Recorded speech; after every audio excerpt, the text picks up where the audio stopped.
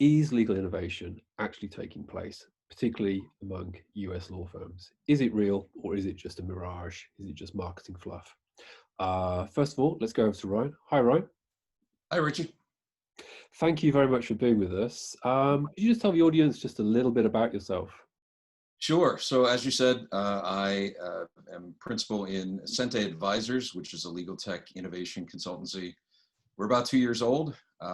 Before that, I worked at a number of different legal technology companies. Before that, I ran innovation at Norton Rose Fulbright for a number of years, and I've been in legal IT for about 20 now. Wow. Wow. Okay, awesome. Okay, so you're just the man for the job. So this is the key question. This is your starter for 10 points. Got it. You know, are US law firms actually changing anything? We can drop the innovation word if you like, but are US law firms really genuinely changing in a substantive way the way they work through the use of technology? Or is it just nibbling around the edges and a bunch of press releases? Well, so it's not an easy question to answer for everyone. You can't say uniformly, yes, all firms are changing, or they're doing things wildly differently. I actually have my own definition of innovation that I prefer to use, which is simply creating a better experience. It's the mission of my company to help our clients create a better experience. And I think that means creating a better experience for the lawyers, for the staff, and most importantly, for law firm clients. So with that as a frame, I do think a lot of US firms are innovating. I think what you're getting at is there's a conversation that's happening online, on Twitter, in the legal blogosphere, and there's a lot of concern around the hype that innovation is getting. It is marketing. There's a lot of marketing, and frankly, I do think there is, to some degree, as a general rule, there I think there's an inverse correlation between the amount of hype something is getting and how much innovation is actually happening there. That's the famous McClead axiom. Yes, exactly. But that's not to say that even those firms are not innovating. I think it's often the things that are getting the most hype aren't necessarily the innovations.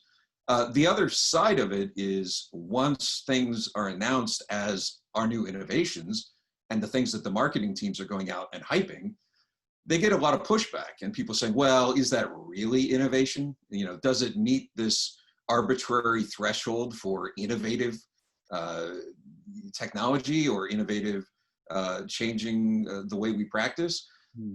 I don't like that idea that innovation has to be the sexiest new thing, that it has to be the latest and greatest technology, or that it even needs to be technology at all. You know, we spend a lot of time with our clients evaluating ideas that lawyers have, that partners have, or practice group have. And it's not uncommon to say, okay, great, that's not a technology problem, right? Let's help you figure out what the process is. Let's build a solution that uses maybe some tech to do parts of it, but you don't need to go out and buy this super AI that's going to make this problem go away for you. You need to have a process in place and the will to use it in order to create a better experience for your clients, for your lawyers, for your staff. And that is innovation in my book. Fair point, fair points. Well, let's just go back to the core question, though. If any of this is actually substantive, whether it's press released or not, whether there's buzz around it or not, it should, you know, in a very real empirical sense, result in verifiable change within the way that the law firms work, right? You know, there is some degree of increase in efficiency, one would guess, not just convenience. It's not just like nicer for people. There's a genuine step change, one would have thought. I mean, otherwise it all just becomes rhetoric, doesn't it? Even the counter argument counter arguments simply just become almost like rhetoric as well. So I mean, unless we actually just say, look, are there any concrete visible signs of change, then we're kind of lost, really, aren't we? I mean, Well, have you seen anything that you would say, there you go, that is a substantive change? yes, but it's not it's rarely at the firm level, right? It's change at the practice level. Mm. And I think one of the things we often miss is this idea that change, we have this idea that change takes place at a firm level. Firms are brands, right?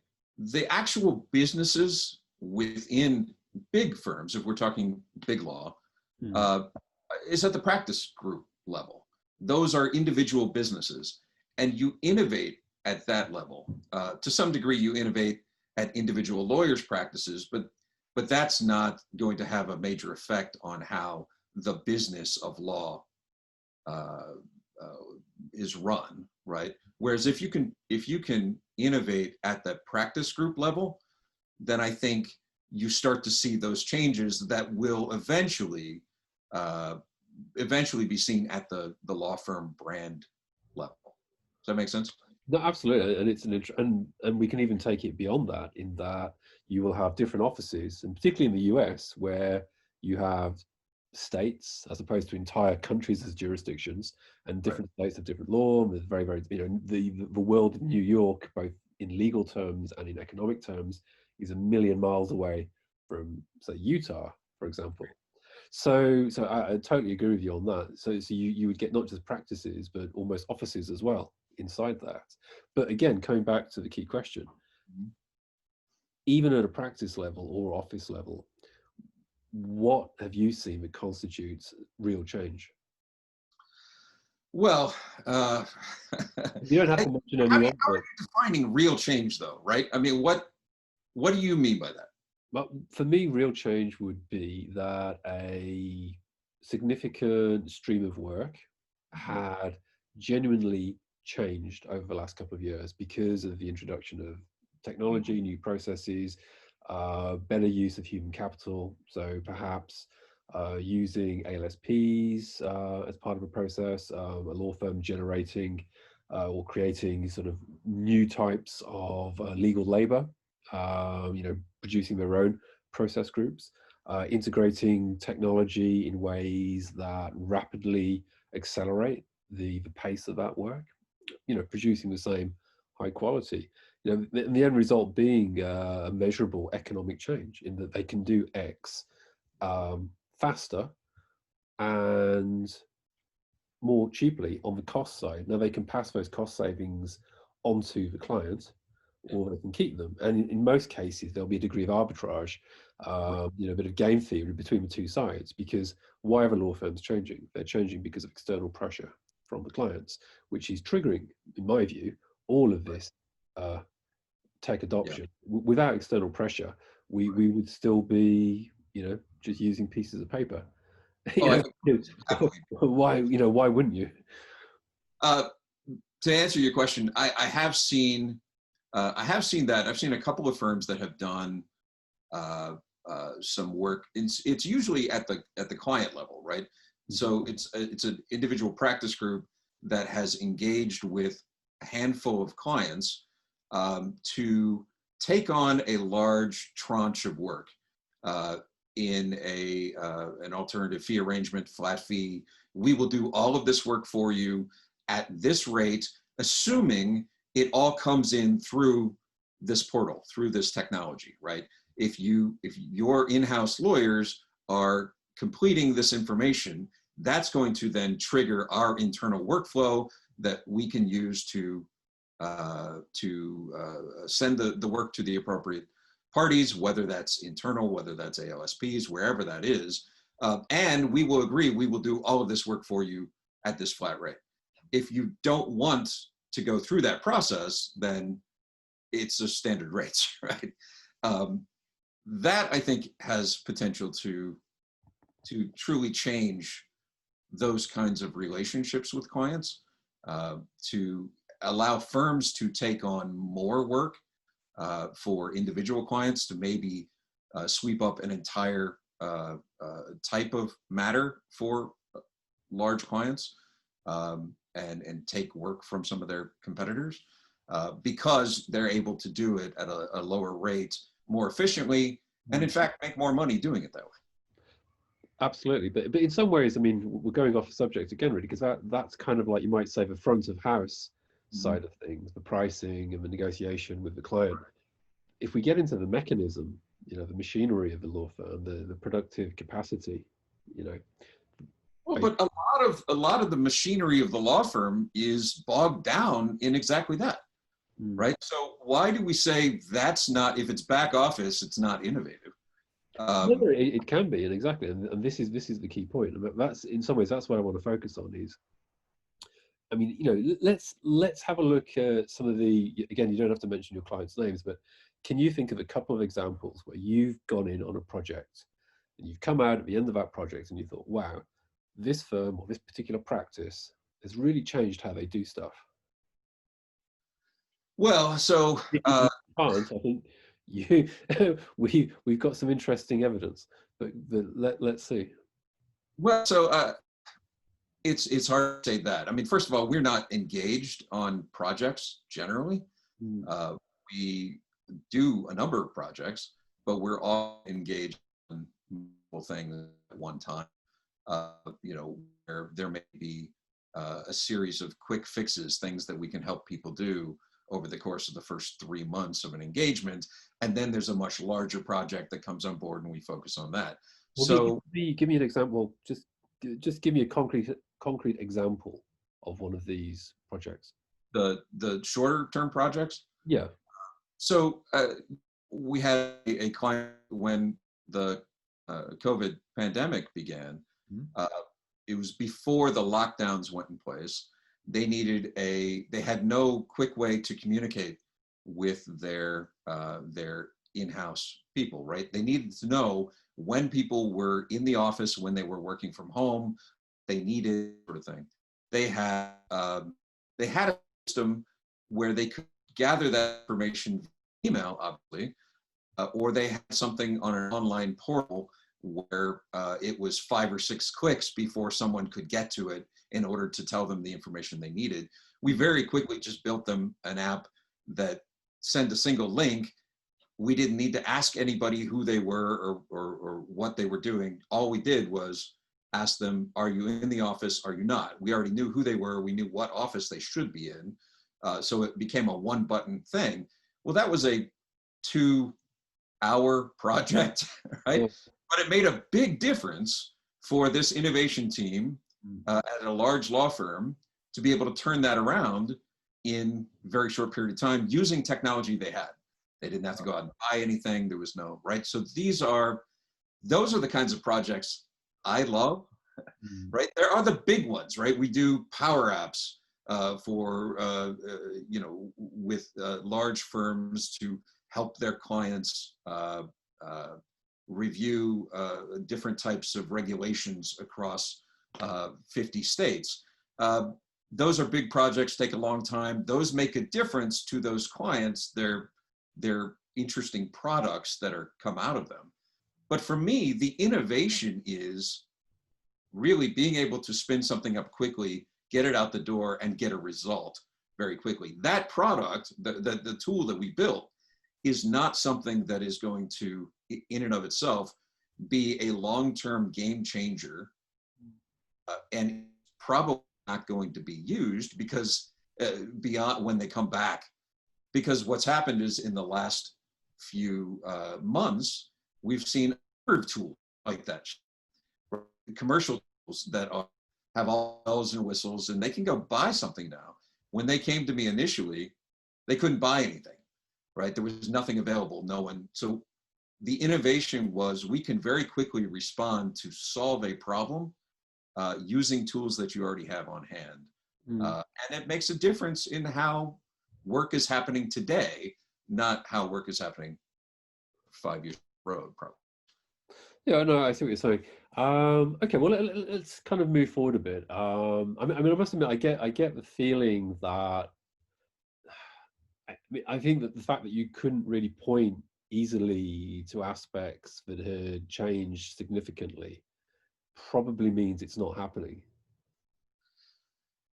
Well, I don't, first of all, I don't work with all law firms, and firms I work with are doing interesting things, but in terms of in terms of meeting a particular definition of innovation or change, I'm not sure what it is you want to identify. Well, going back to the point I made earlier, it's fundamentally about changing the way that they produce and sell billable work, i.e. their work product. So, I mean, I think you touched on one project where the in-house, the clients, worked with the law firm to create a platform where they could access regulations across all US states. Right. I mean, that's interesting in that it would, it sounds like a type of expert system, research system.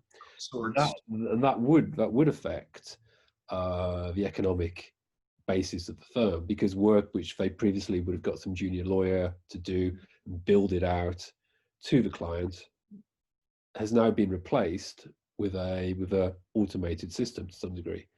That for me has changed because it's changing the means of production. A client needs something, says to law firm, give us this thing, and the thing is made in a new way, and that for me is real change.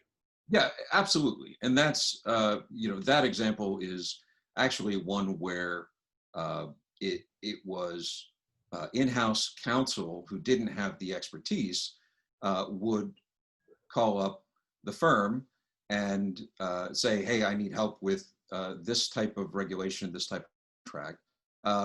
Because it would take, it was low-level work to some degree, but it would take the lawyers out of whatever they were doing, and they would have to respond to something that was not going to be highly lucrative, right? So by essentially doing all of that research up front and building it into a product could access, then the firm can make money from that product. At the same time, they're dedicating the resources at the moment to go do research. Exactly. Now, for me, I mean, it's not a sort of life-changing, alteration of how they work, but it's that kind of territory. I mean, if we're not going to see that kind of thing occurring across the entire firm, and it doesn't have to be about research, it could be about document review, it could be document production, self-serve systems, better types of knowledge management, which connects to that point there that you just made. I mean, there's a whole plethora of different things to do, and it's kind of, it's very organic. I mean, there's thousands of strands, and if you bring those together, you start to really change the business. Right. I think there's a lot, I have seen arguments online, document automation is not innovation. Well, it doesn't matter what you call it. It changes the economic basis of work product, i.e. a work product that would take X hours now takes X minus whatever. That has changed the formula. Yes. So, and I like to think of, that one, I think that's something that a lot of US firms have done very little of, really, automating their documents. Why is that? Is that because inefficiency pays so well? I think historically that was the reason. I think it wasn't a high priority. The document automation was go to the DMS and see what the last one was, and then replace all the. Yeah. And that was good enough. I think what people have come to realize is something as simple, and it's not. I'm sorry, Contract Express. It's not that sexy, right, to do document automation. Yeah, it doesn't matter if it's sexy. I mean, frankly, if stuff is changing the economic basis of production inside a legal business, it's sexy to me anyway, because that's what excites me. I like to think of it as, as not so much automating the documents, but automating the first draft, right? It's automated drafting. It's not saying that, okay, this is, in very rare cases will you build an automated tool that is going to take answers from a client, generate a document, and fire it off to them, right? It's more likely to be used internally for the lawyer to very quickly get the first draft, and then, you know, either pull additional pieces from a clause library or to go through it line by line and adjust what needs to be adjusted. But we can cut that initial drafting from the cut and paste from the last version you did to something that is custom, that cuts out some of that risk that you accidentally leave the wrong thing in there, and is going to cut out a lot of that time that's wasted. Exactly. Well, on that bombshell word time, let's move forward. But anyway, I think just to sum up, I'd say that the impression you're giving is we're not seeing radical change, really.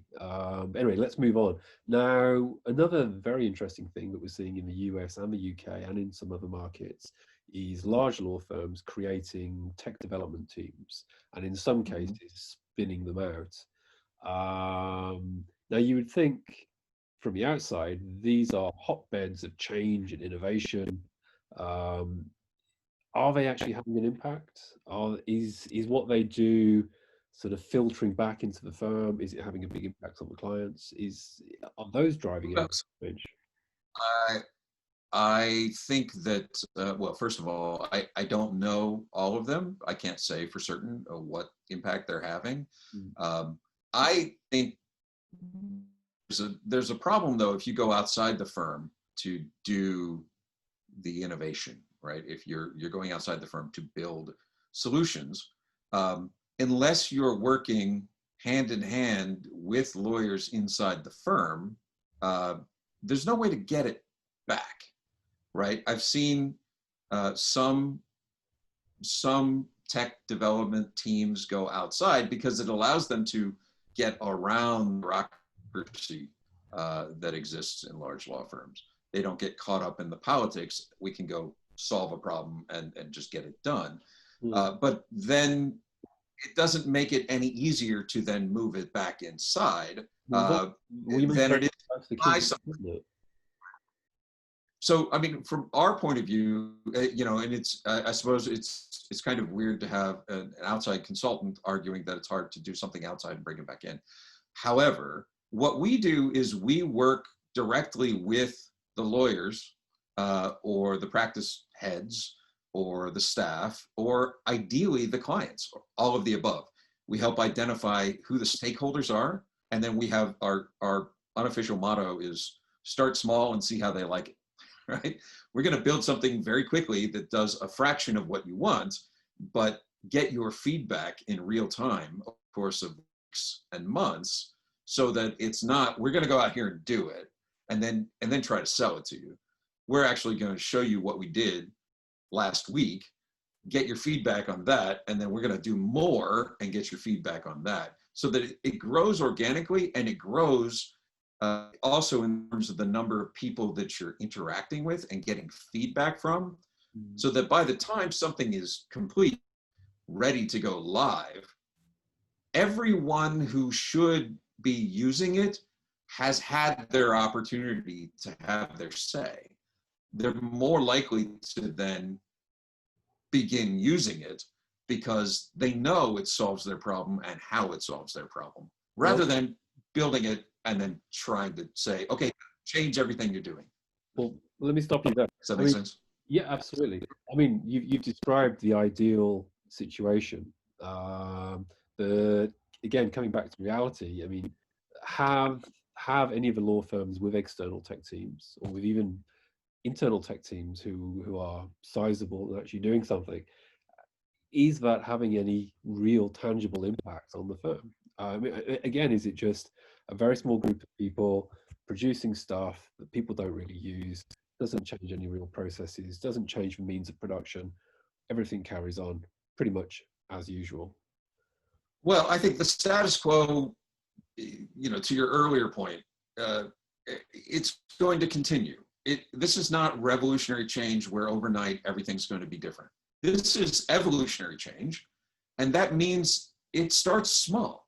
So the fact that you haven't automated all your documents, you start doing that, right? And you begin to have an impact. You do, you know, the regulation project that is building something for your clients, and that adds to that, and that begins to have an impact. It's not something that we're not going to wake up tomorrow and X law firm has completely changed everything. I don't think. I haven't seen that kind of change. But I also, I want to be clear, I don't think that's necessary. I think evolutionary change is good, is ideal. If we do see that revolutionary change, it will be something wildly outside of the existing big law structure. And that might happen, right? It's something else entirely. Well, arguably, it is happening already. It's called Factor, it's called Knowable, it's called Elevate, it's called United Lex, it's called Deloitte, it's called PwC. You know, Yeah. I mean, I don't know. I'll be honest with you. I don't buy the evolutionary thing. No. On that basis, we would just have fantastic horse and carts. You know, Well, the horse and carts today in 2020 would be absolutely brilliant. They'd be made of titanium. The horses would have like little computers on their heads. I mean,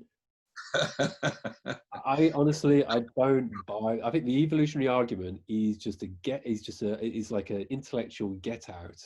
well, so no, I understand your point and I agree to some degree.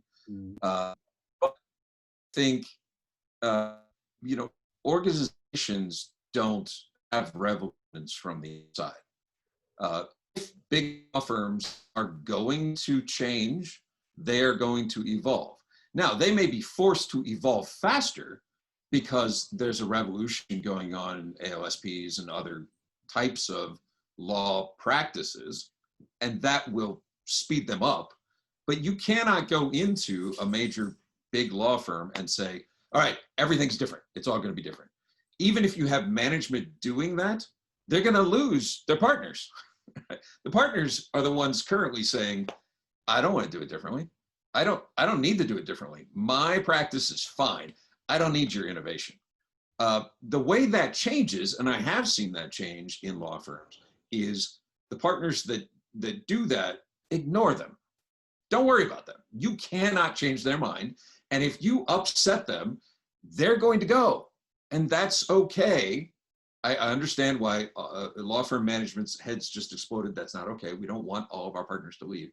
But if you truly want to change the way you're practicing, you find the coalition of the willing. You find the people in your firm want to do it differently. Focus on them.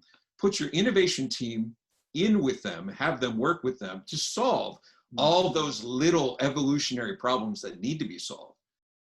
At the end of a year or 2 years, that base is fundamentally different. And if you look at it on that 2-year time frame, now you've got exactly the change that you're looking for, but it's happened incrementally over the course of a couple of years. No, I get what you're saying. I get what you're saying.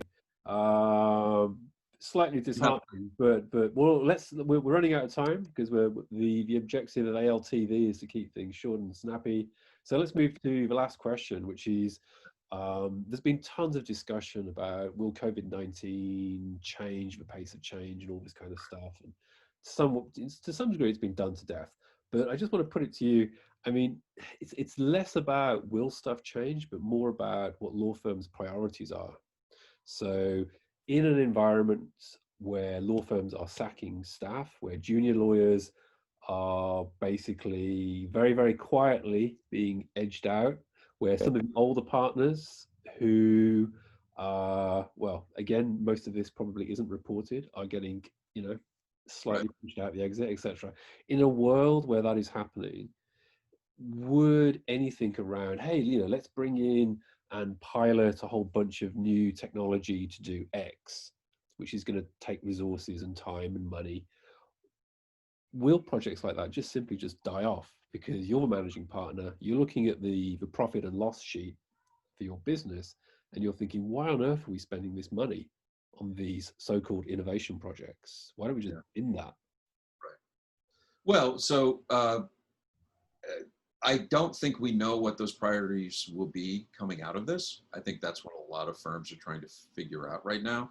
I hope that it doesn't continue the way it was going, because personally, I don't agree with that approach that, hey, we have this problem, let's go get all of these different tools and figure out which one is going to be the best for us. In part, that's what we do, right? We have relationships with a lot of different vendors. We help our clients to identify, do you even need a tool? Do you need a new tool? Can you use something you already have? What are the pros and cons of doing that? What's the upside and downside? And if we need to help you identify what is the tool or multiple tools that you need to get in order to solve your problem. So I would hope that coming out of this, we have a less scattershot approach of go get me everything that does this or claims to do this, because what we end up with are vendors that do everything and they don't.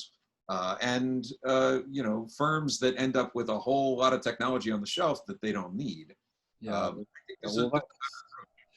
That's for sure. That's for sure. Well, I could tell you a few anecdotes about that, but we don't have time. But just to wrap up, then. So, first of all, thank you very much, Ryan. It's been good discussion.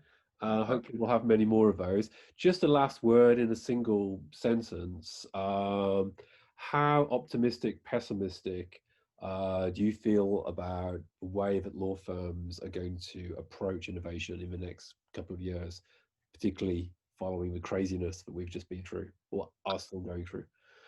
I think innovation is more important than ever. I think it will change. I think the approach will change, but I think it will change for the better.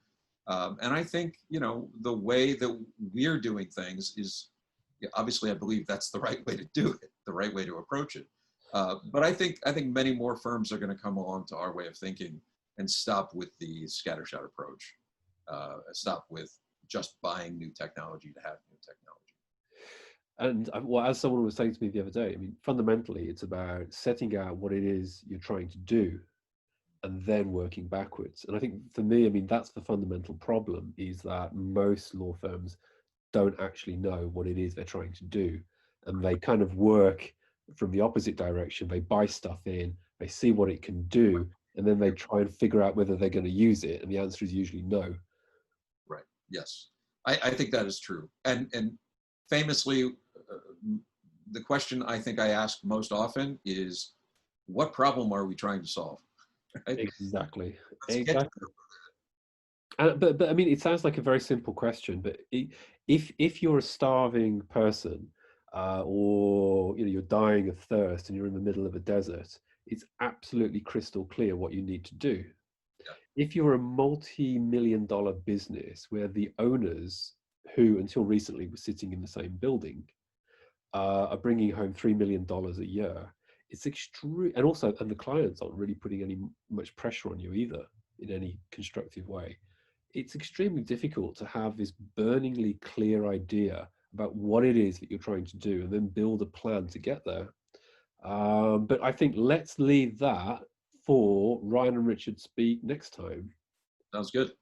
All right. Thank you very, very, very much, Ryan. Excellent talking to you again. And, everybody, hope you enjoyed that, and tune in for another episode of Artificial Lawyer TV. Thank you. Bye-bye.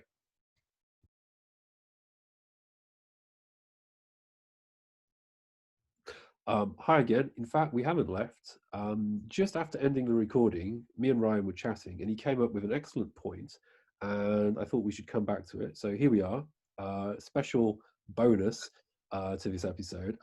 We were talking about who are the people who actually engage services like Ryan's, and the fact that they're stuck in the middle, they're kind of squeezed on both ends. If you could just explain a bit more about that. Well, so what I was saying is that the people that we're engaged with are heads of innovation.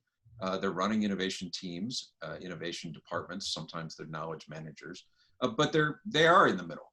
They are getting direction from firm management that innovation is important, but then equally they have firm partners who are saying, I don't want to change, right?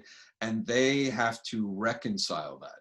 So a lot of what we do is help them manage that process, both in terms of technology, to some degree in terms of helping them navigate politics internally, and helping them show the successes so that they can do more and grow that evolutionary approach to innovation. Fantastic. Fantastic. Well, I would like to keep going, but that was only a very, very quick special bonus. But you'll be seeing more of Ryan, hopefully. And thank you again for watching. Thank you.